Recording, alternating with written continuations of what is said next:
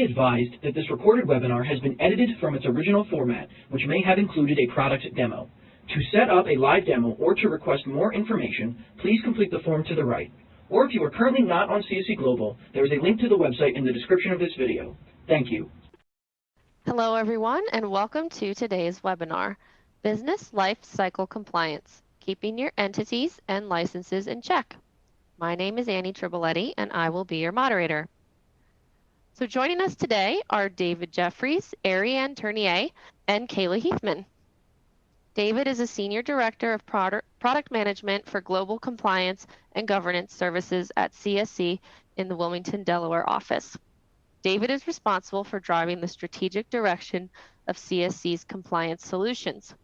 David has been with CSC for over 15 years and has significant experience providing training, implementation, and consultative services to clients of CSC Entity Management. Ariane has been at the forefront of our license compliance technology for 15 years. She's an advocate for supporting the needs of licensing professionals and recognizing the value they bring to their respective workplaces. Kayla is a sales engineer that supports the Corporate Legal Services Group at CSC and is also based in Wilmington, Delaware.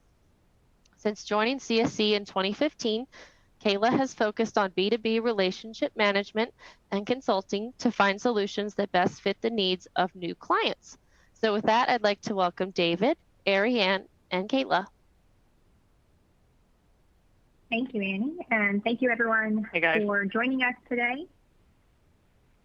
We are excited to spend the afternoon with you and provide some insights into how CSC can assist with solving some compliance challenges that are related to entities, entity management, and business licenses. But before we get started with today's session, we'd like to go through just a quick agenda of our presentation. So to start, we'll get a little familiar with CSC, and then we'll look at some of the current trends that we've been seeing in the market recently and very well maybe something that's impacting you today. We'll touch on different responsibilities that might come along with managing entities and business licenses. Along with those types of responsibilities, we'll discuss how managing these items can become challenging and what could happen if compliance isn't maintained. After that, we'll take a look at the compliance lifecycle and some best practices that we see and also suggest in order to get a handle on compliance data, entity filings, and licenses.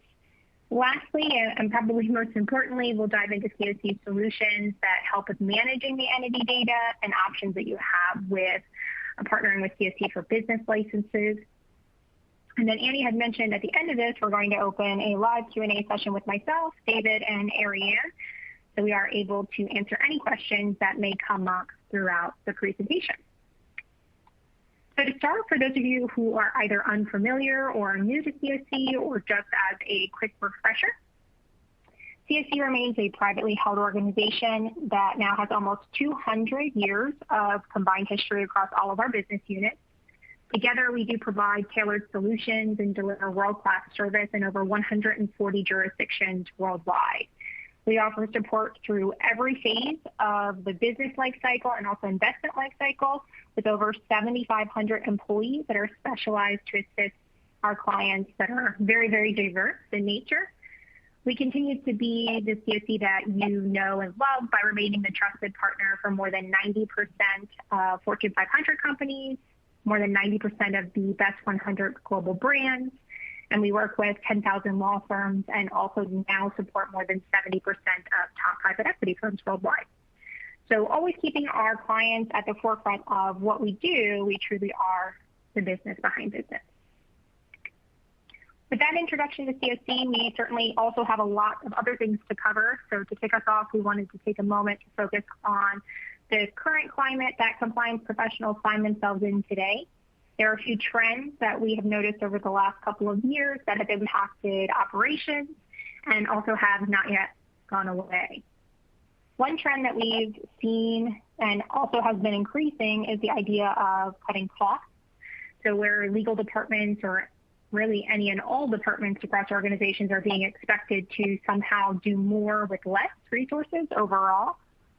what we've started to see is these folks looking to technology and also service providers to help assist with their work and add those efficiencies back into their workloads, but still with a mindset of fewer resources, whether it be personnel or funds. Another major trend that we've observed is that the data, any type of data, is absolutely key. So not only having the data, but having that data be accessible anywhere, anytime, and also the ability for collaboration with those data points.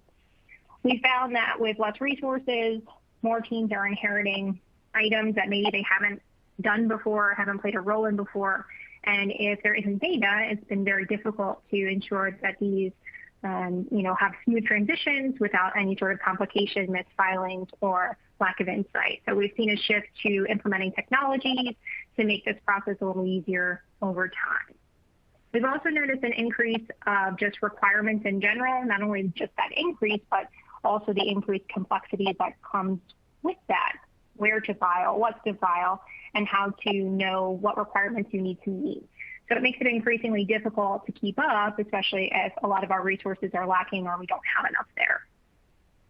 And lastly, we've just seen a shift a little bit back into office work, but also keeping that hybrid work model as something that's going to be here to stay. So this leads to more or less a need for transparency and also that data to ensure that everyone, no matter where they are, working from home or in office, have access to the data and knowledge surrounding all of the work that needs to be done throughout the life cycle of an entity. This is really when that idea of having that data and technology together become critical, just to ensure that everyone can always be on that same page. So with that, I'll introduce David to start to review some of those responsibilities and challenges that we start to hear about on a daily basis. Awesome. Thank you, Kayla. And I want to say thank you to our audience. We're really excited and appreciate the fact that you're spending some time with us this afternoon to cover these topics and to learn more about CSC's capabilities in these areas. So let's get into responsibilities and challenges. And so on this slide, we're really at a high level summarizing kind of some of the day-to-day tasks, chores, responsibilities, call it what you will, that professionals have when it comes to managing license compliance and managing entity compliance. And perhaps we might be telling you something you already know if you're an individual that does this for a living, so to speak. What I would sort of call out of this slide are a couple of things that I think are perhaps meaningful. And so whether you are an individual that, again, is on the hook for maintaining and managing license compliance, or perhaps you're an individual that is responsible for maintaining your entity good standing and your entity governance program, or maybe you're someone that wears multiple hats and is really working on those things simultaneously, I think at the core of all of this is keeping compliance, keeping entities in compliance, keeping licenses in compliance. And so there are some serious consequences, potentially dramatic consequences, for the failure to do either of those things, which we'll unpack a little bit further in the presentation. So that's one of the things that fundamentally comes to mind. Another thing that I would draw from this slide is really kind of looking at that first bullet about forming, amending, dissolving companies. We appreciate that entity management, business lifecycle management, it's not a static event. It's an ever-changing, fluid situation where there is quite often change. In some cases for organizations, there's constant change, which creates immediate sort of impacts or repercussions to the level of complexity in terms of managing entity and license compliance. So we'll also kind of unpack that a little bit further, as Kayla, I think, noted, in terms of the entity lifecycle and how that really drives a lot of work and creates headaches, candidly, for organizations with these responsibilities.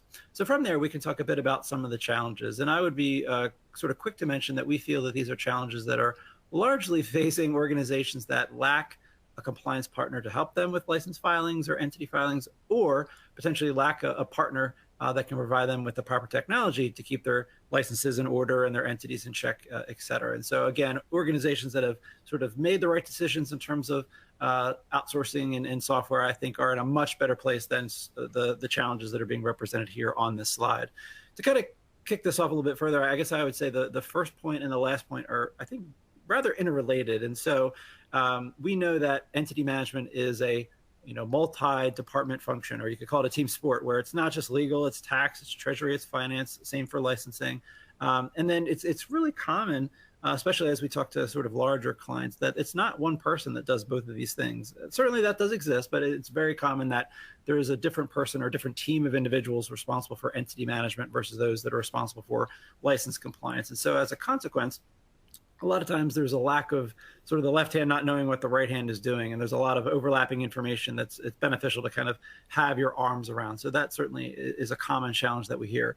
I think that also takes us to point number 2, whether it's one team or multiple teams with this responsibility, there's often a lack of confidence in the accuracy, the thoroughness or the totality of the information that they're managing for entities and licenses. And there's a lack of a sort of a source of truth for that data. And that is very problematic because that's sort of the first step in the wrong direction towards missing a filing or missing a renewal. And then again, we'll get into some of those negative consequences. Now, complexity, I think, is also a big part of the challenge. So when we're talking about entity compliance, in the U.S., you're registering or I guess registering is the right word. You're registering your entities at the state level, which is often a Secretary of State registration, or it could be a Department of Insurance or similar issuing office.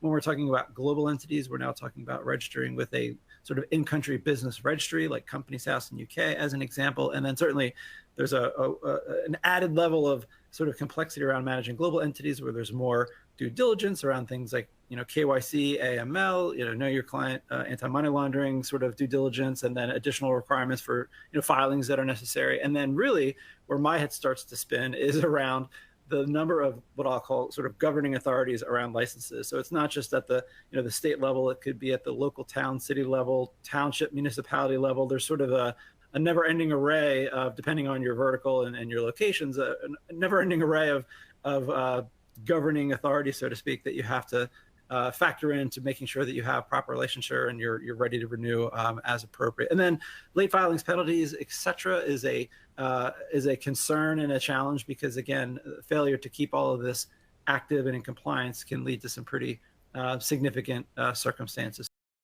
Now we're talking about what we've teased a little bit, but let's get into it with the consequences of non-compliance. And so I'll take the sort of that first column with the thumbs down, and then I'll toss it over to my colleague Ariane to kind of talk about the items on the right. So from an entity lens, or through an entity lens, what are we talking about with non-compliance? I mean, fundamentally, it's you're out of good standing. And so as everyone probably already knows, you have annual report obligations, which are typically due on an annual basis. In some cases, there could be a different frequency, but pretty much on an annual, yearly basis, you have the obligation to submit the annual reports in a timely fashion to maintain that critical good standing compliance for your entity. And so the failure to do that results in many things, and none of them are positive, right? So one situation you could find yourself in is that your compliance has lapsed, and now you're looking to take the appropriate steps to bring that jurisdiction back into compliance. There's often taxes and penalties and late fees that occur pretty quickly, and so that's a sort of a negative financial consequence. The ultimate sort of worst case scenario is that at some point an entity can be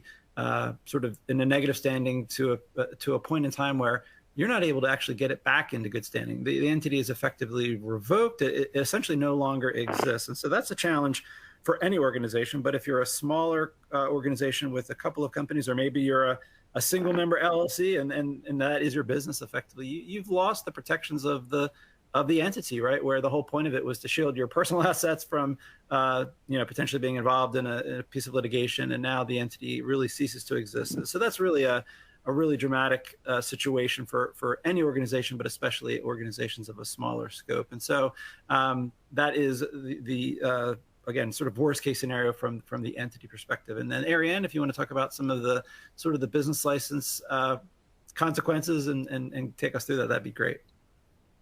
Yeah, so one of the first ones that is on our list here is delays in providing products or services. And one of the experiences I've heard from a client before was it was a convenience store chain. They had 3 locations that were no longer able to operate with their health permit. What that meant was they essentially couldn't sell the hot dogs, the hot food, the snacks at the counter that were warm for about 3 months. And the resulting situation there was that they couldn't sell those hot foods, and it cost them $50,000 in lost revenue. And that's a big deal. So the delay in providing products or services isn't just, I can't sell this thing, but how much money do we lose when we can't sell the products, we can't provide the services because we are limited at that point. Inability to bid on opportunities. This is a big one for those companies that are in the service space.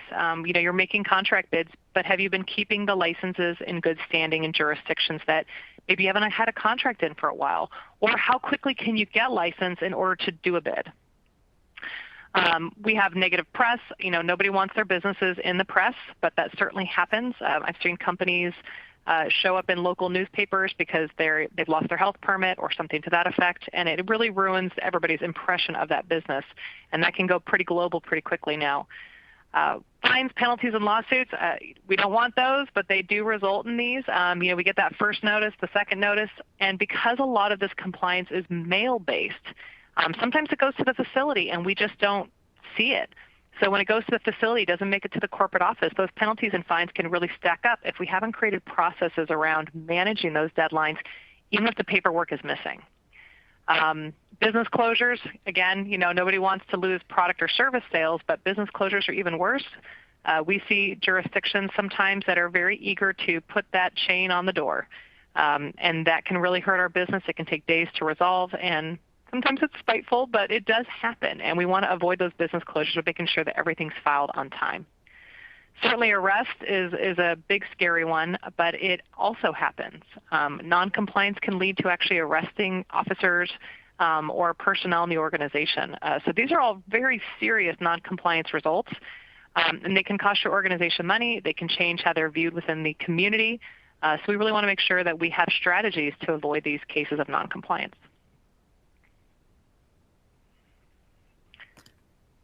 Now, when we think about compliance, the circle of life, if you will, compliance has a cycle. Businesses have a cycle.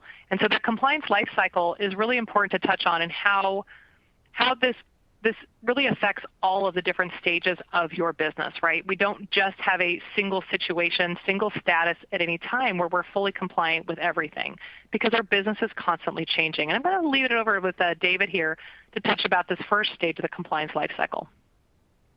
Sure, absolutely. And you mentioned Circle of Life, and now I want to watch The Lion King, but that's just a guy with a couple of young kids at home. So let's get back to our program. So when we talk about the compliance life cycle, we'll start at the start, which is forming an entity. So we're talking about the organic formation of a new subsidiary, or maybe you are inheriting some entities via an acquisition, and that sort of has instant ramifications to additional Secretary of State or equivalent authority filings that will need to be performed on an annual basis.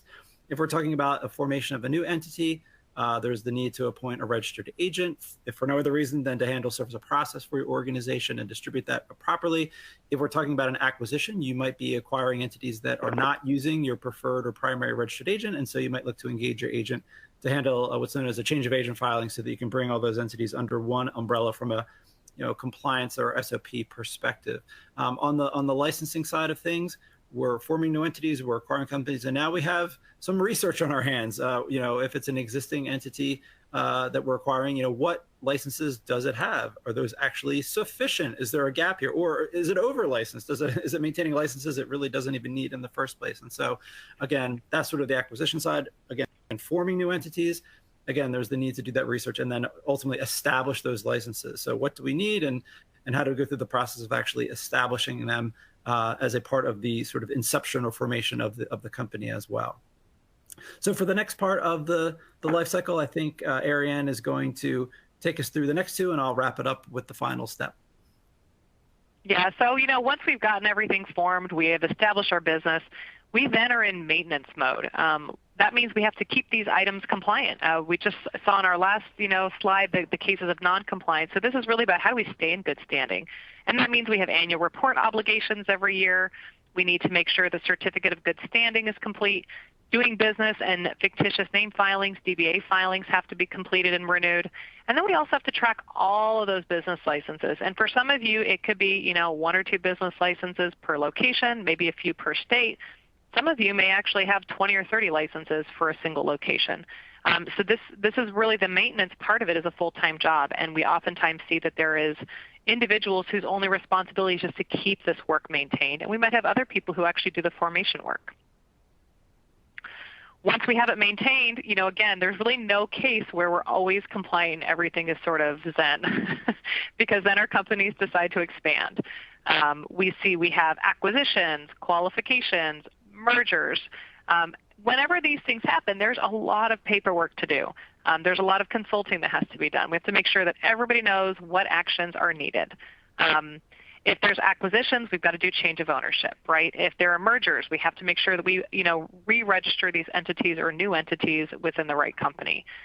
We have new locations. All those new locations are going to need new filings. International entities, if you're expanding outside of the U.S., how do you ensure you're compliant there? And then, of course, intellectual property. As your company grows, you might have new domains and new trademarks. You have to make sure you have maintained or you've created and then maintained.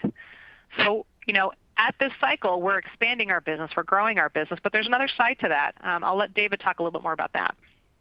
Sure. This is sort of the end state. Not all entities live on forever. And so first in this area, we're talking about withdrawals, right? And so we're talking about maybe the entity is living on, but there are certain jurisdictions where we're registered where it really no longer makes sense to be registered. Maybe we no longer have a physical location in that jurisdiction. We no longer have employees, or we're not really transacting any business in that jurisdiction. And so for there's a whole litmus test that you could go through, but effectively you're determining that why are we staying in this particular state when effectively we're filing annual reports and making payments that we really don't need to. Now, what we've heard from clients over the years is that it's often easier to get into a state than it is to get out of it. And so if this is not done properly or not done at all, then effectively you've got entities out of compliance, and again, taxes, penalties, interest. And so there was a situation probably 4 or 5 years ago now. Time is kind of a blurry, but it's been a few years where the state of Illinois uniquely had a kind of a amnesty program where for organizations that were lapsed in their compliance, they were effectively waiving fees and giving you a kind of a get out of jail free card to make it easier to withdraw. But that's sort of I don't know. I don't believe I saw that before. I'm not sure I'll ever see that again. So the states will sort of recognize and go after revenue when they can. So that's not something that we can rely on. So it's critical to kind of get that right. Dissolutions, now we're talking about really winding up the entirety of the entity. And then again, sometimes what we'll see is folks maybe withdraw or dissolve, I should say, from the sort of the home state, the domestic jurisdictional formation, but then they sort of have a lack of oversight and they inadvertently leave some of the qualification states active, and then they lapse, and then that kind of leads us back to that first challenge. And then divestitures, we're talking about a situation where you have a large portfolio of companies and you're going to kind of spin some off or sell some off. And as I'm sure everyone already knows, if those entities aren't in good standing, that deal is on hold. It's not moving forward. And so it gets to sort of that criticality of never losing sight of the compliance, of the good standing compliance of the subsidiary itself. Now, while we were kind of chatting through this, I think, Kayla, you might have seen a question come through that you wanted to tackle. Sorry if I'm putting you on the spot, Kayla. I think it was a question around research or something to that effect. There was a question that did come through, which we definitely can get into, just about CSC offering audit services if a company were to provide a list of filings and just auditing if you are over or under license. So we do offer an audit service. We call it something with the nature of existing location research. It's actually related to locations. It's very location-based. We ask for a list of your locations and your business activities, and we can go out and research the requirements, if you have licenses, if you're under license, if you have things that you don't need. So it is something that we can do, and we'll talk about that a little later in the presentation as well. Excellent. So I may have jumped the gun a little bit in terms of kind of answering what CSC can do, but maybe I inadvertently used that as a segue. So I think, Kayla, you're going to kind of take us through at a high level how CSC can help, and then we'll get a little bit more detailed in terms of some of our offerings. Exactly. So how CSC can help, we spend a lot of time talking about challenges, responsibilities, that everything that comes in between with the life cycle. So now we're going to switch those gears into how CSC can help, not only with the services that we offer and the products and technology, but some of the best practices that we've identified throughout, being a partner in this industry for such a long time. So some of the compliance best practices that we've identified really comes down to having your ducks in a row in 4 different categories. As you can see on the screen here, security, transparency, centralization, and knowledge.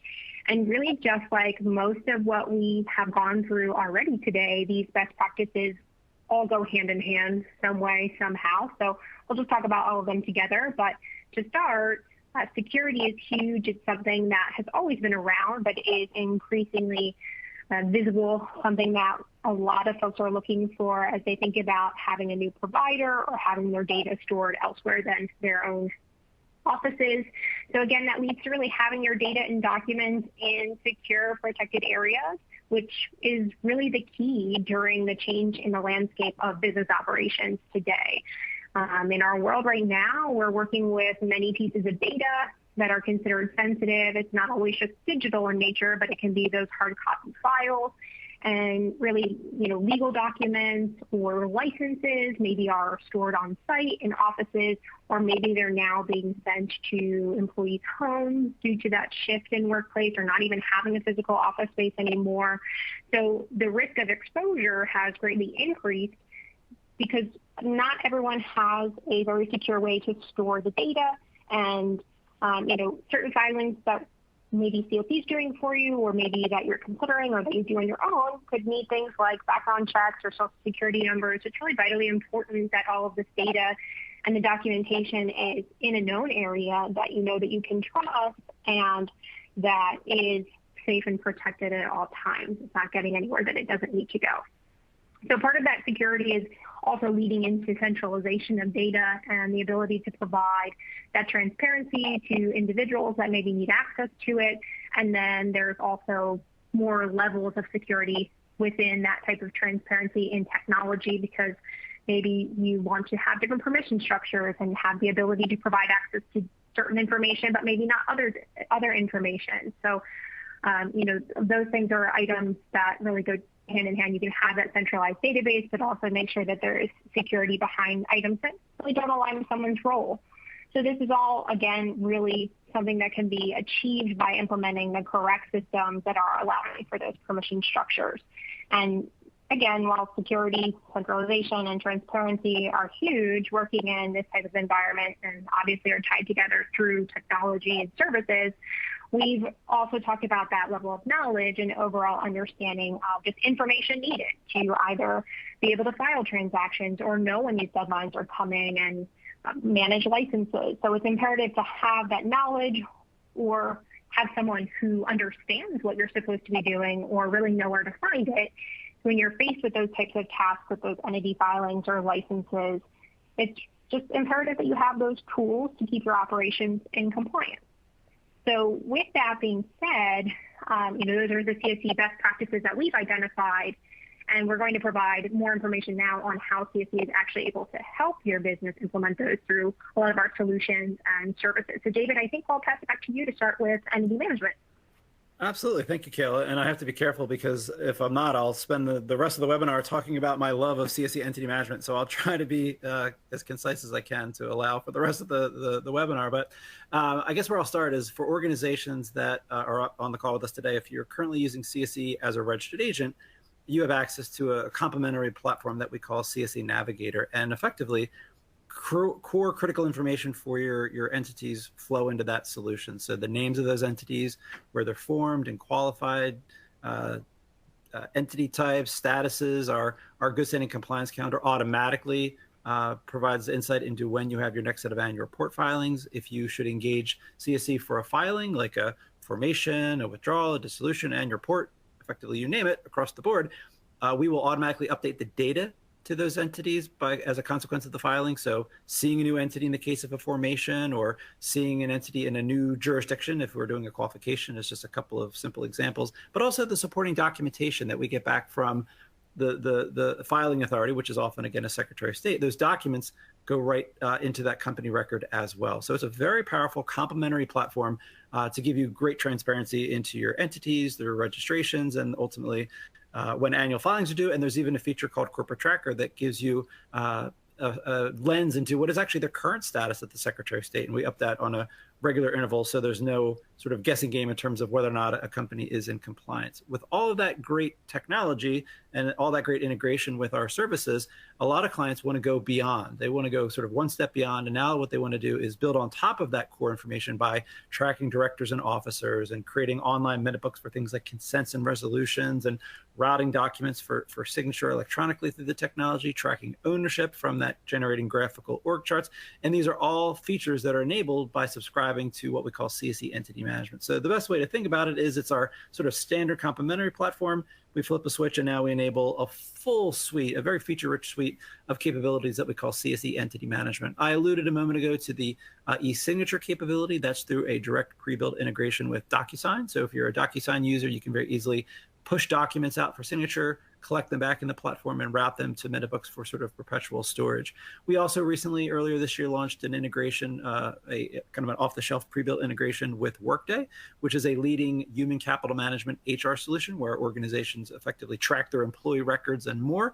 And so the way this integration behaves is that if you have an individual that is an officer director or some other critical appointment that you're tracking in our solution, and something changes about that person in your instance of Workday, maybe they have a status change or a title change, a location, or maybe a name change, you can be alerted via email. You can get in-app messaging that lends visibility to the fact that, hey, something's changed about this employee. And as a consequence, there might be some officer director updates that you want to be able to update within our technology. So it's all about timeliness and making sure that we have the most accurate information as those records, those officer director records are necessary in annual report filings and other sort of governance activities around the companies. And so with that as a bit of a backdrop, I do have a couple of slides that lend a little bit of visibility to this technology. But what I'll say now is that if you are kind of interested or your curiosity is piqued based on what you're seeing here, we would absolutely love to provide a dedicated one-on-one demonstration. And in fact, towards the end of the webinar, there'll be an opportunity to say, hey, I'd like to see this in more detail. And we can set up those conversations and demonstrations. This is just a quick little glimpse into our org chart module. So within CSC Entity Management, when you track your ownership data, such as company A owns company B and company B owns company C, and I appreciate that it can be much more complex than that, but when you track that critical ownership data in the system, our platform then automatically generates both graphical and text-based linear org charts. The one on the screen is what we would refer to as a graphical org chart. There's a lot of flexibility. So the system, again, builds that chart for you. You can choose what information to include in the boxes. You can use a formatting feature to modify shapes and colors. So maybe I want disregarded entities to have an oval inside of the rectangle. Maybe if it's a situation where I'm tracking entities in certain branches or divisions or sort of heritage entities versus new acquired companies, you can modify shapes and colors based on any meaningful criteria. And then you can also add a legend to the org chart. So when you're sharing it either internally or externally, people can look at it and know, that's why it's a blue triangle. That's why it's a red oval. There'll actually be a very clear definition of why the color treatments have been applied. About 2 years ago, we launched an upgrade to this platform that we call Chartfolio. One of the features that it introduced is the ability for what's called on-screen manipulation, where after the system generates the chart, if you're not in love with the precise layout of where the entities are located, you can actually move them around on screen and then save it. I'm actually excited to share that in about 3-4 weeks, we are going to make that feature even better with an enhanced version of on-screen manipulation that's going to make it much more simplified to manipulate the structures and kind of recreate the chart as necessary.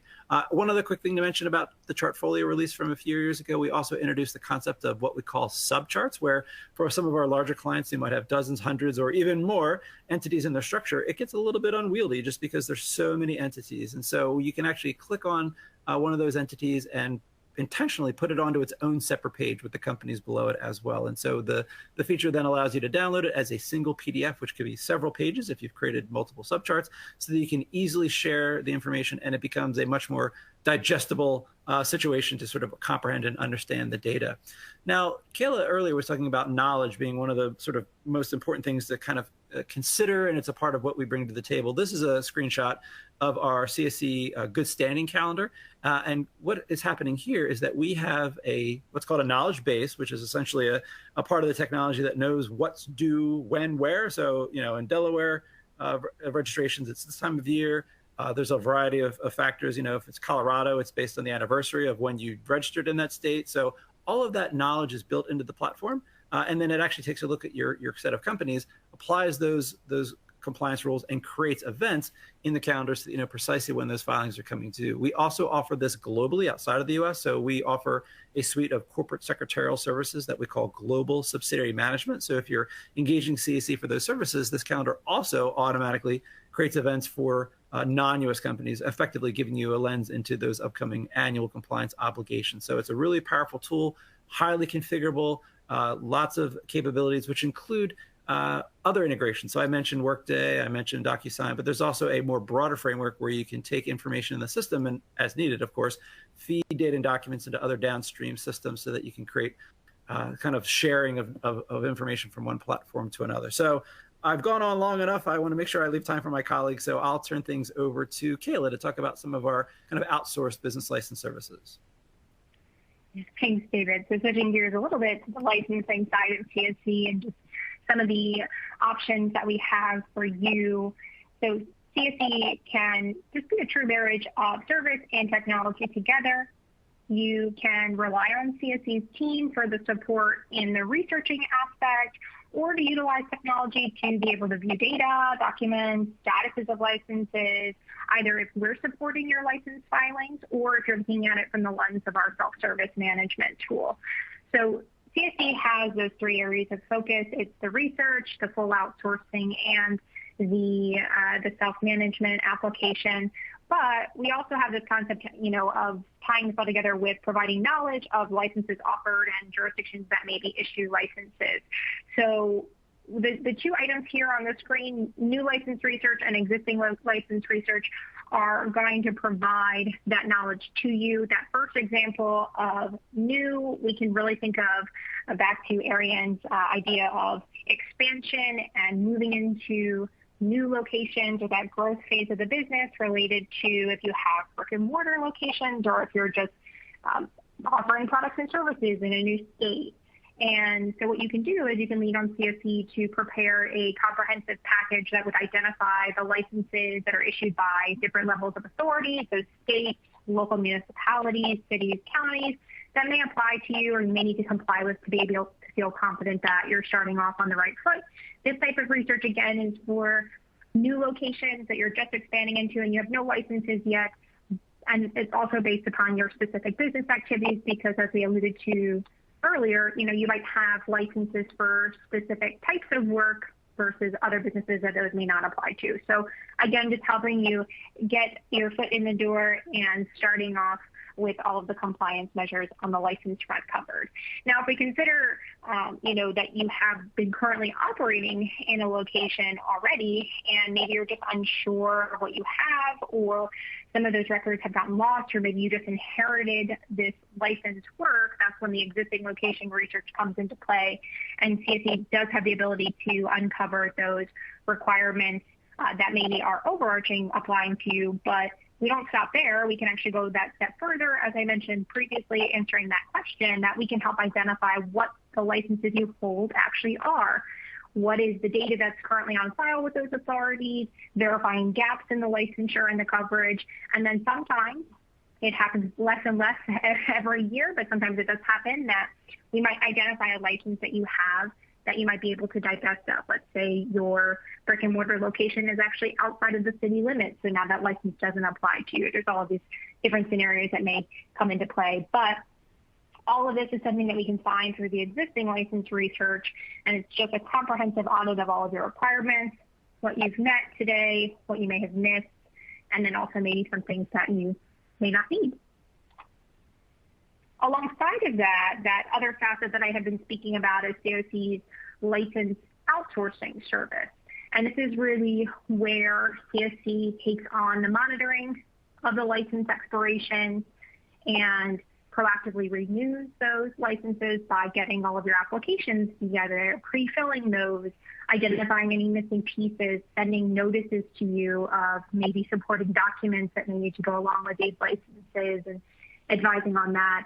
We're also then going to process the submissions and make sure that there's date stamps available in your portfolio and provide access into how much was paid for the licenses, and make sure that you have access to copies of the application and also the licenses once you're issued. And that's how you can see on this last bullet that we're tracking and providing the visibility into all of that license data. And we do that through a central portal that we call the Business License Portfolio Management Tool. It is specific to our outsourcing solution. And you can see it here on the next slide that this is the portfolio that we're using, that we're providing information about your licenses.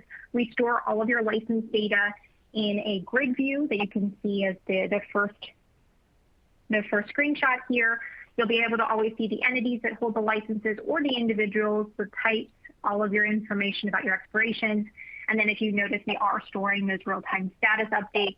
So if you were to click into any of those order statuses, the order status history populates for you, and you're able to then see the workflow steps that CSC is taking to fulfill the filing.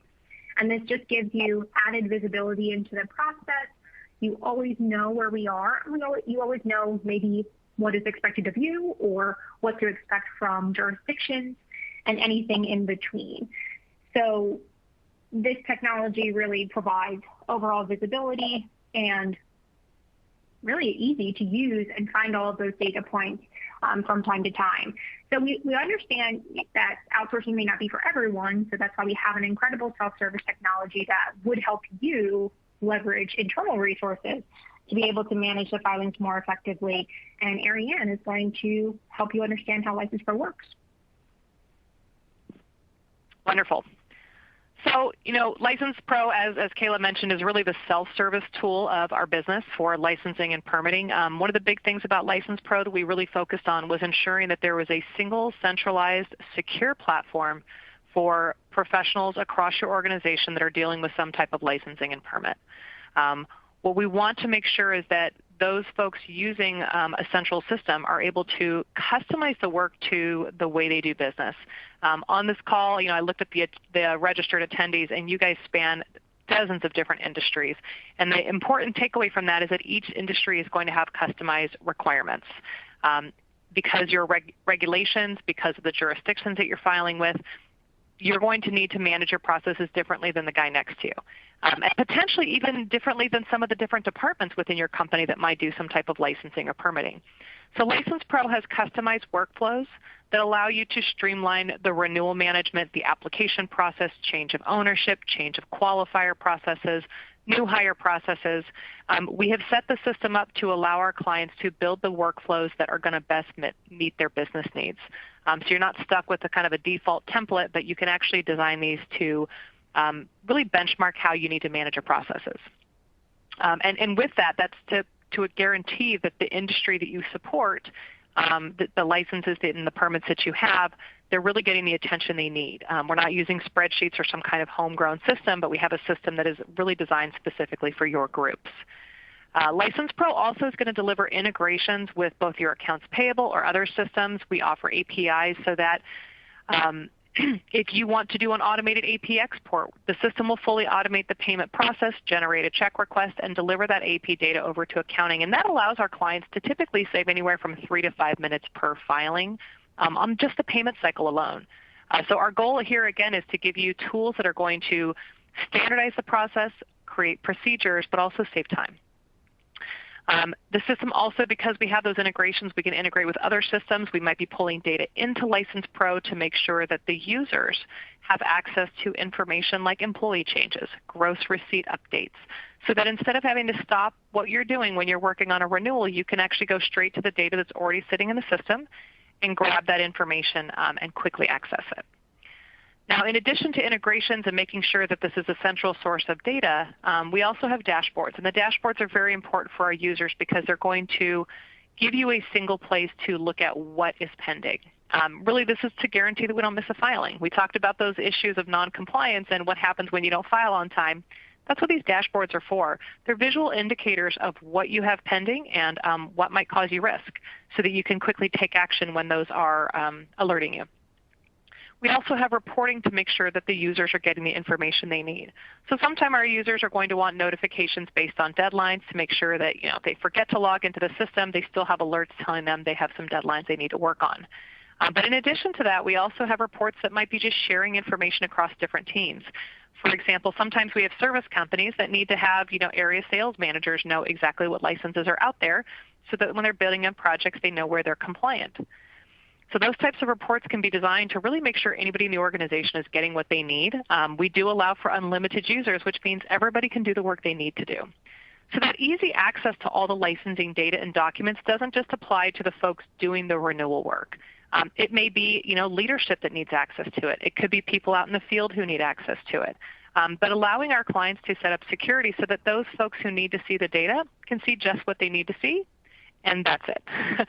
So lots of user security to easily access everything in a single place. Even if the licensing is spanning across multiple people, multiple hands, we can have that one big picture to see it all and be able to manage it in-house and create those efficiencies. Now I'm going to jump to our next slide here and just give you guys a bit of a sneak peek on the product. So this is actually our home page of the system. When you log into License Pro, as I mentioned, we have those dashboards. And the dashboards are going to allow us to see widgets where we can pick how we want to do the work. So this is important because everybody really slices and dices the compliance work differently, whether that's working by state, working by jurisdiction, working by step, making sure that we can get to the data we need quickly. So every one of these widgets is going to include graphs to give us those visual indicators, but each also are going to include hyperlinks to start working on the data right away. You may see on the left-hand side we've got a couple of navigation items. So this means we're going to be able to track everything from your licenses, your locations, your entities, your payments, your individuals. So you can see here I also have a tab already open for both my home page and my individuals. That actually shows us that the system is not just for brick and mortar business licensing. I like to use the term filings because I think that's more accurate. The filings we're going to support in this application are going to range from business license tax filings to engineering licenses to liquor permits, health permits, environmental. It really could be anything. And so we really want to support clients who have licenses they're filing just for their entity to do business, licenses they might be filing for a brick and mortar location, licenses they're filing for an employee to be licensed, and a professional. Now, we also track the individuals or professionals in the system in relationship to the licenses, like qualifiers might need to be listed as part of a licensure. So being able to interrelate all that data, having it housed in a single place, and making sure that, again, the company has control over this within their own organization. So I'm going to hand this off to Kayla or David to wrap this up. I can't remember who's taking the next slide.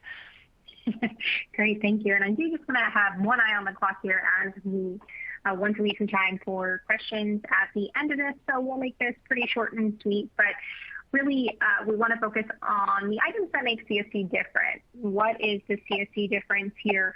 And we can really just be your one source for compliance support, no matter what the area of support is. We've seen entity management today. If you need assistance with outsourcing licenses, if you need assistance with a better way to manage your licenses internally, it's really everything above and beyond that. So what we're able to provide is a whole ton of technology and service, but also tenured, dedicated teams that are going to help you with a customized approach to make sure that we're providing the ideas that are going to fit your needs. I think Ariane mentioned that very well with the License Pro solution. It's really tailored to you.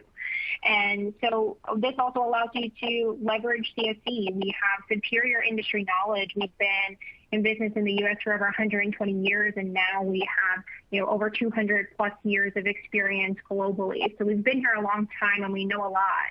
Along with this, we have, again, that nationwide capability with contacts in the U.S. across all 51 U.S. jurisdictions. We work with over 140,000 different license filing authorities. So we're very, very knowledgeable. We can help support your teams and get you the places that you need to be. We have all of our support managed in-house at CSC. We have dedicated support for different business areas. We really can be that extension of your team while offering that unmatched technology that's really going to provide you that visibility and transparency and security to ensure all of your data, services, and information in CSC systems are going to remain safe and secure.